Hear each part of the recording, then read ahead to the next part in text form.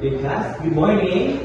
Good morning, Sir Adrian. Okay, so before you take your seat, let's have our prayer. So in the name of the Father, the Son, the Holy Spirit, Amen. Lord, thank you for today, Amen. In the name of the Father, the Son, the Holy Spirit, Amen. Okay, you may now take your seat. Okay, once again, good morning. Good morning. Okay, so for today, we will have our topic which is about environment. So do you know what is environment? Environment? Yes, Derek, do you know what is environment? Yes, I know, teacher. Roslyn, please have a separate chair. Okay. So this time we will have our learning objectives. So please read.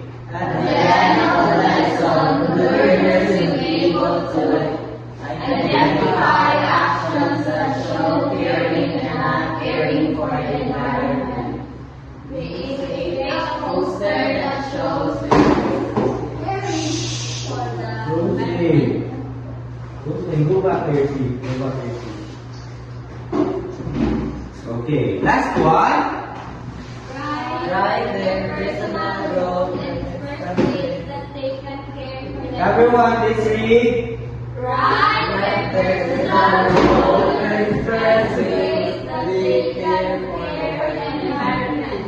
Teacher, Roslyn, I'm sitting here. Please have your separate chair.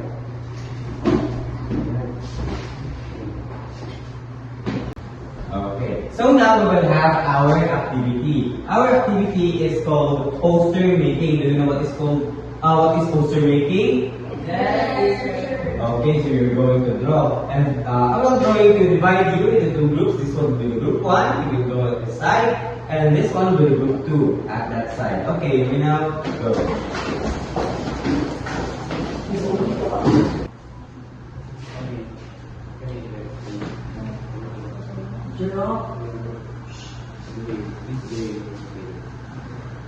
Okay?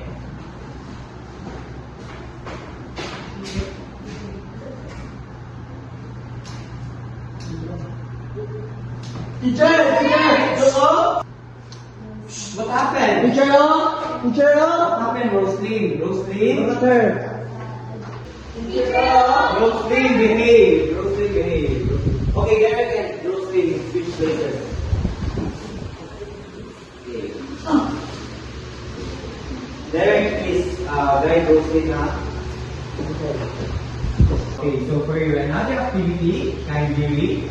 Students will reflect their role in caring for the environment and express their thoughts through writing. Okay, so for your reflection, I will going to distribute this paper to you.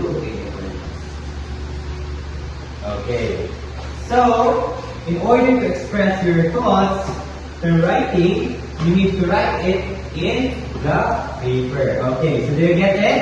Yes. Okay. Yes. Okay, good job.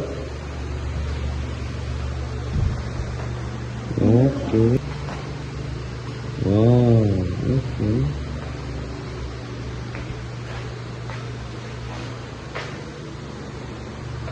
Roslyn, what are you doing? Nagsulat ako ng pangalan ko, teacher. Class, when you not finish, pass your paper.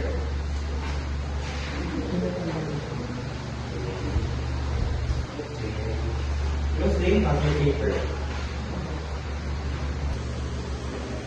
Okay, good.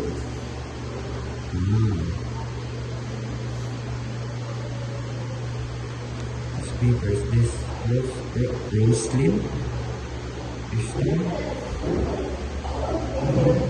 Okay.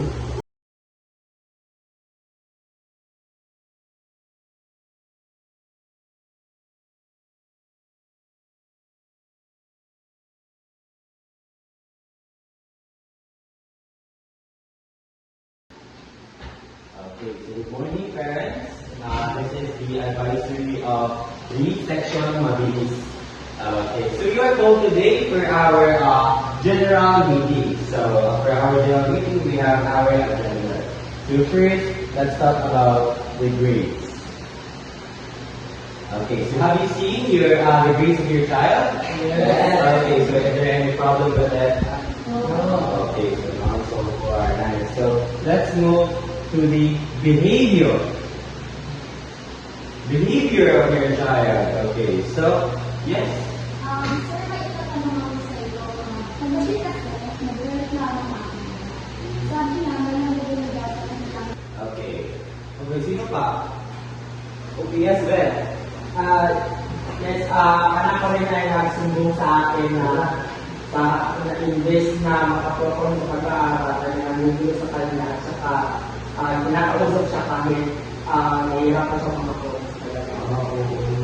Okay, so huwag kayong alala at bibigyan natin at susolusyonan natin ang mga problema ng iyan. So, yun lang po. Maraming salamat. Excuse me, Mr. Winifred, I have concerns about your daughter. Is it okay if we talk? Yes, sir. Please, please.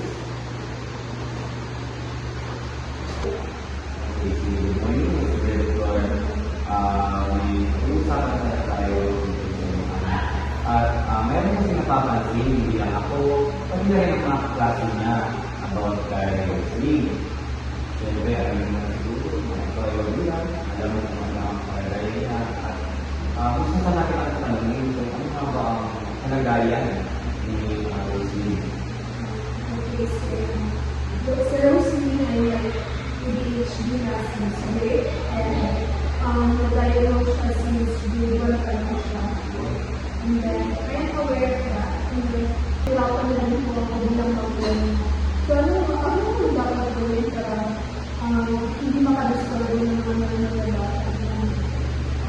So, sa mga kaso, may mga tinatawag kayo spec center.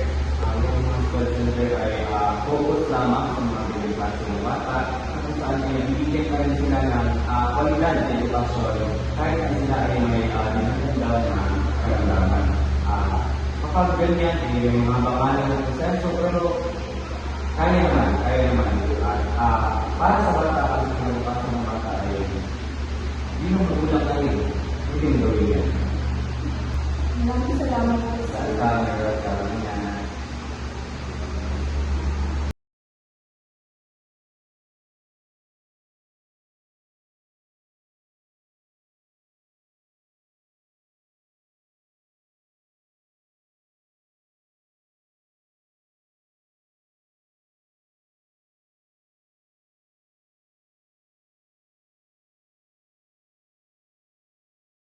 Our topic which is about environment. So do you know what is environment? Environment? Yes, Derek, do you know what is environment? Yes, I know, teacher. Mostly.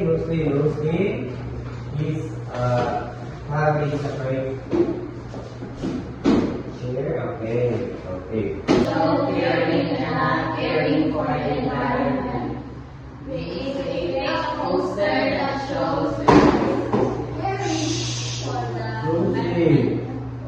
Mostly, go back to your seat.